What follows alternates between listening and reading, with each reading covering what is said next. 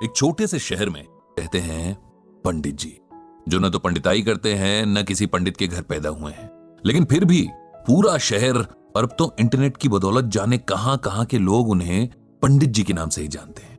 उनका असल नाम तो ब्रजभूषण है। एक सरकारी ऑफिस में जिंदगी भर काम करने के बदले ठीक ठाक पेंशन लेकर रिटायर हुए हैं। घर में सिंपल सी वाइफ है, 2 बेटे हैं जो बड़े शहरों में अच्छे जॉब्स पर हैं। अब सवाल ये उठता है कि दुनिया, यहां तक कि उनकी पत्नी भी उन्हें पंडित जी क्यों कहती है। इसके पीछे एक कहानी है, कहानी जो कि पंडित जी, मेरा मतलब ब्रजभूषण जी के जीवन में घटी सच्ची घटना भी है। बात उस दौर की है जब हमारे देश में कंप्यूटर रेवोल्यूशन शुरू ही हुआ था। तमाम बड़े सरकारी ऑफिसेज में कंप्यूटर लगाए जा रहे थे और एम्प्लॉइज को उन्हें चलाना सिखाने के लिए ट्रेनिंग दी जा रही थी। ब्रजभूषण जी हमेशा से पढ़ने और नई चीजें सीखने के बड़े शौकीन थे। उन्होंने न सिर्फ लिटरेचर बल्कि रिलीजियस किताबें भी बड़े इंटरेस्ट से पढ़ी थी। बल्कि उनकी पत्नी के शब्दों में कहें तो रामायण और गीता तो वो घोट कर पी गए थे। अक्सर घर और ऑफिस की महफिलों में बहुत सुंदर शब्दों में रामचरितमानस की चौपाइयां और गीता के श्लोकों की बड़ी सिंपल और इजी एक्सप्लेनेशन देते थे। अब जब कंप्यूटर सीखने की बारी आई तो उन्होंने इसमें भी बड़े इंटरेस्ट के साथ पार्टिसिपेट किया, जबकि उनके साथ के बाकी लोग जाने क्यों बड़े बेमन से कतराते हुए ट्रेनिंग में हिस्सा ले रहे थे। उन्हें ट्रेनिंग देने वाली टीम कहीं बाहर से आई थी। 4 जवान लड़के जो शायद अभी अभी पढ़ाई पूरी करके निकले थे, इन्हें सिखा रहे थे। इस टीम में एक लड़का था जो बहुत कूल और काम नेचर का था। बड़े पेशेंस से इन लोगों को सिखाता था और कभी भी बेवकूफी भरे सवालों पर गुस्सा नहीं होता था। इस लड़के का नाम संदीप था। ब्रजभूषण जी को संदीप बहुत पसंद था। इधर कुछ दिनों से ब्रजभूषण जी देख रहे थे कि संदीप कुछ शांत सा रहने लगा था। उसके चेहरे पर हमेशा रहने वाली मुस्कान जैसे डिम सी पड़ गई थी। अक्सर कहीं खोया सा रहता और एक अजीब सी सैडनेस उसकी आंखों में बनी रहती। अब ब्रजभूषण जी एक्सपीरियंस्ड आदमी थे, जानते थे कि अगर इस एज में डिप्रेशन ने पकड़ लिया तो जिंदगी खराब कर देगा। इसीलिए उन्होंने संदीप से बात करने की सोची और एक दिन उसे डिनर पर घर बुलाया। संदीप आया और खाना खाने के बाद पंडित जी उसे साथ लेकर वॉक पर निकल गए। फिर बातों बातों में उसकी परेशानी का कारण पूछा, जिसे पहले तो वो टालता रहा, लेकिन फिर उसने अपनी परेशानी का रीजन बता ही दिया। दरअसल पिछले 5 सालों से संदीप किसी बड़े कंपेटिटिव एग्जाम की तैयारी कर रहा था और लगातार मेहनत के बाद भी तीसरी बार उसे फेलियर ही मिली थी, जिसने उसकी हिम्मत पूरी तरीके से तोड़ दी थी। उसे लगने लगा था कि उसकी जिंदगी के 5 साल बस यूं ही वेस्ट हो गए और अब उसका कोई फ्यूचर नहीं होगा। इतनी मेहनत के बाद मिले फेलियर ने उसे चौथे और आखिरी मौके के लिए भी मायूस कर दिया था। वो अब आगे एग्जाम्स की तैयारी नहीं करना चाह रहा था और कहीं ना कहीं अपनी फेलियर के लिए खुद को ही गिल्टी मान रहा था, यानी दोषी ठहरा रहा था कि शायद उसकी मेहनत में ही कहीं कमी रह गई थी।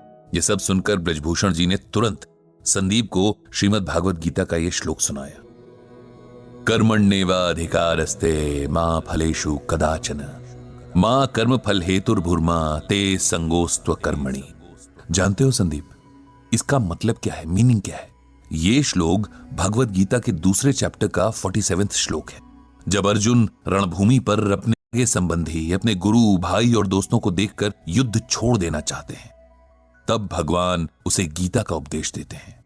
और गीता का ये श्लोक तो संपूर्ण गीता की समरी जैसा ही है। इसका अर्थ अगर समझ लें तो जीवन की सारी परेशानियां दूर हो जाएं। संदीप ने पूछा कि आखिर क्या है इस श्लोक का अर्थ और इसमें ऐसा क्या है जो आप इसे हर परेशानी का सलूशन बता रहे हैं? ब्रजभूषण बोले, इसका अर्थ है कि हे अर्जुन, तेरा अधिकार कर्म करने में है, उसके फल में नहीं। तू कर्म के फल के प्रति आसक्त ना हो या कर्म न करने के प्रति प्रेरित ना हो।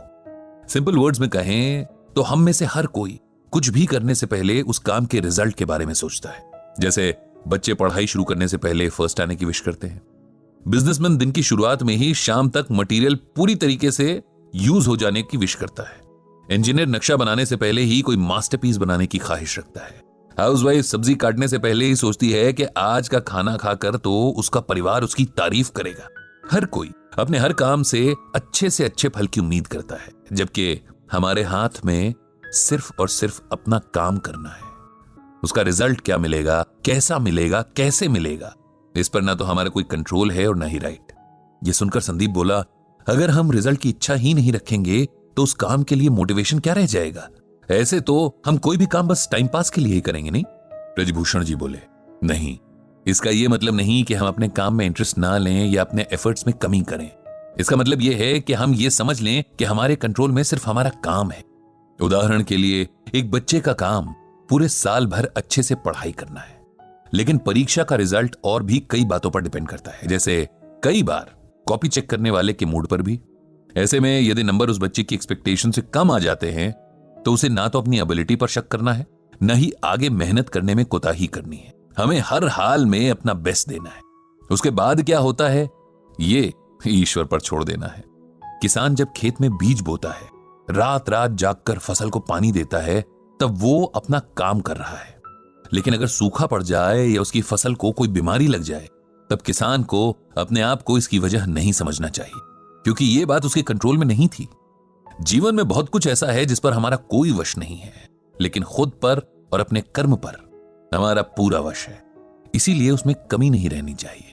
जब हम इस बात को समझ लेंगे तो जीवन की छोटी बड़ी बातों में हौसला नहीं हारेंगे, खुद पर विश्वास रखेंगे और हमेशा अपना सर्वश्रेष्ठ देने के लिए तैयार रहेंगे।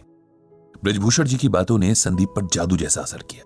उसने मन ही मन एक बार फिर पूरा जोर लगाकर परीक्षा की तैयारी करने का फैसला कर लिया था।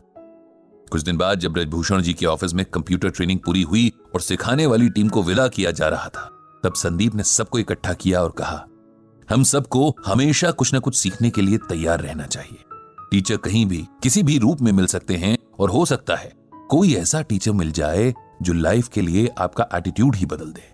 मुझे भी यहां एक गुरु मिले जिन्हें जीवन का बहुत एक्सपीरियंस है और इस अनुभव को बांटना भी आता है। ये गुरु हैं ब्रजभूषण जी, जिन्हें मैं आज से पंडित जी कहकर पुकारूंगा, क्योंकि पंडित का अर्थ होता है ज्ञानी, ज्ञान देने वाला। साथ ही गुरु दक्षिणा में मैंने उनके लिए एक ब्लॉग तैयार किया है जिसका नाम रखा है गीता ज्ञान। इस ब्लॉग से पंडित जी गीता के जरिए लोगों को उनकी परेशानियों में राह दिखा सकते हैं, उन्हें उम्मीद देकर नए ढंग से जीना सिखा सकते हैं। इस तरह उस दिन से ब्रजभूषण जी का नाम पंडित जी पड़ गया और उनका गीता ज्ञान ब्लॉग एक जरिया बन गया जहां लोग अपनी परेशानियां पंडित जी को लिखकर गीता के जरिए उनका सलूशन पा सकते थे। और ये गीता ज्ञान